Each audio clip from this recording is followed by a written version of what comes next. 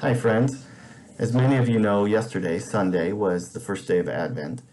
And Advent, as many of you might also know, is the 4 weeks leading up to Christmas Day in the Christian calendar year. And the season of Advent is a time of focusing on the story of Jesus' birth. And it focuses on hope and on waiting.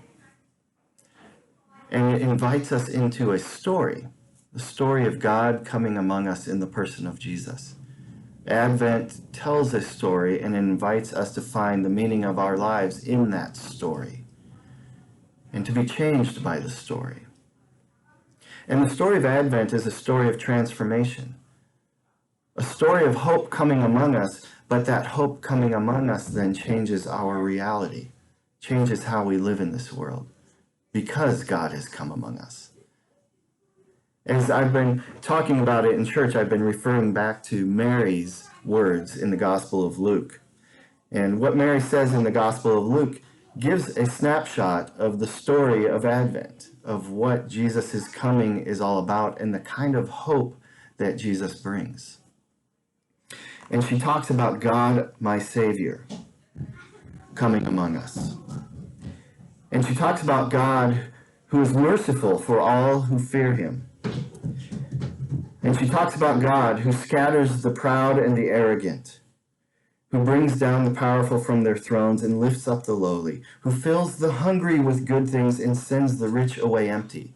The story of God coming, the story of hope, is a story of turning our world upside down, where instead of the proud and the arrogant and the rich getting all the good things, when God comes, the lowly and the meek will be lifted up instead.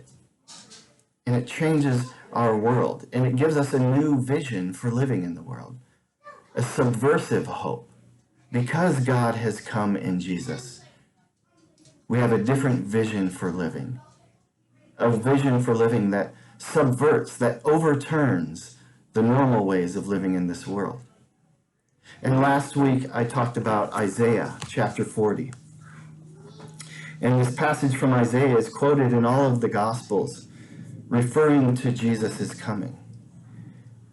And it's a passage about a voice crying out in the wilderness, in the dry and weary land of the wilderness, to make a way for God, that God would come into the wilderness, to lift up every valley and bring every mountain low, to make the uneven ground level and the rough places smooth as a plain. The story of Advent invites us to live with hope that because Christ has come among us, we have a different vision and we participate differently in the world.